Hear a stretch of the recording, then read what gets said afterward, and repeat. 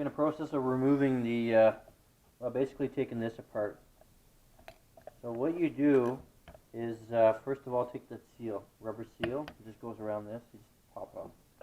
And then on the back here, you'll have 3 little bolts. They're little screws like this. Take those out. And also the mounting studs that go here. They're locked with nuts.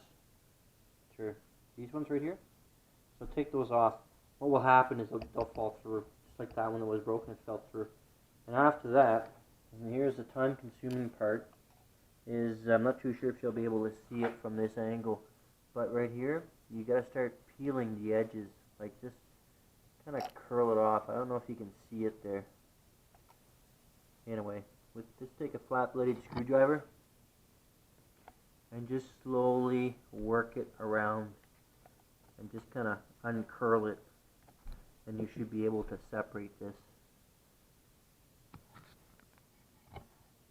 Okay, is finally able to pry this out. It just fits in there nice and tight. There's a gasket right here. Make sure the gasket's good, which is what seals right around here. And here's the glass. It's dirty, so I'll take the opportunity to clean it all out, and also to clean up all this edge right here so it's a little easier to put back on. And now, just a matter of taking this apart. I'm just going to take that gasket out. And this should just pop right out. There you go. Like I said, it's just a bolt. See? On the other side. Here's the inside. While you're in there, clean it all up. So basically, this bolt just fits in there. See? Comes out on the other side. So the other one, this one was broken. Not a big deal. Go to the hardware store, get another one. Can't get one the same length, get one a little bit longer, then cut it. And here's the my speedometer. And here's the inside. And it probably works perfectly fine. And this should be a fairly cheap fix for for this. And since I'm planning on rebuilding the engine on this bike to like factory spec, I'm probably gonna turn the odometer to 0 all the way across. Why not, right? That way, 20 years from now, when my grandkids are driving it, then it'll show the amount of miles that we've put on it since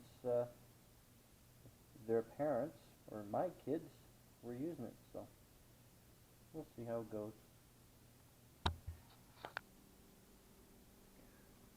Okay, for those who want to reset the odometer, not to cheat people, but just, if you're doing a full restoration, you're not planning on ever selling these bikes, and you want to show on the odometer that it's a fresh engine, everything's been redone, then, like in my position, and I want to reset the odometer back to 0.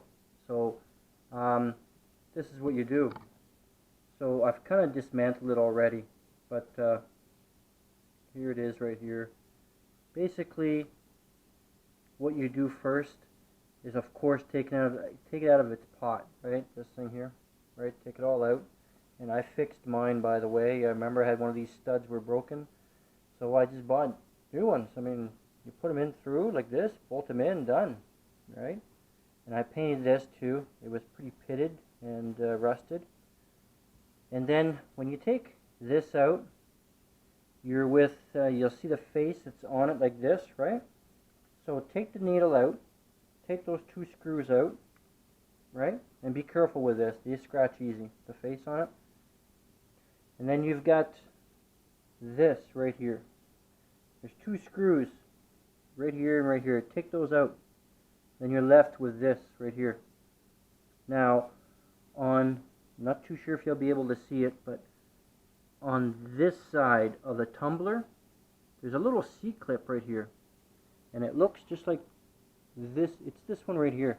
You take that out, and then you're able to move the little numbers, little wheels to the side, and by doing that, it kind of disconnects it on the inside here. There's like little gears right here, and then you're able to turn your numbers and reset to whatever you want. I'm going to reset mine to 0. So that's how you do it.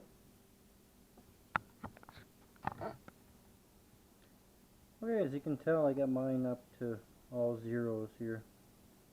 It's a little tricky because there's these little tabs. I don't know if you can see them from the side here. These ones here. You gotta line them up. The top ones and the bottom ones have to line up. And the numbers are in between the tabs. That's the ones that you see. So, I'm not too sure how else to explain it. But that's the way it is.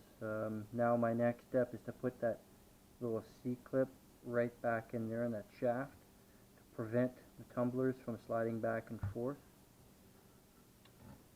Okay, got it back together. Here it is. Looks pretty good. Cleaned up the glass inside and out. Painted the outside. Sanded it and just painted a aluminum paint. It's Rust-Oleum or something like that. It's from Canadian Tire. And my next step now is to go around on the edges right here and fold it back. And then it's ready to go.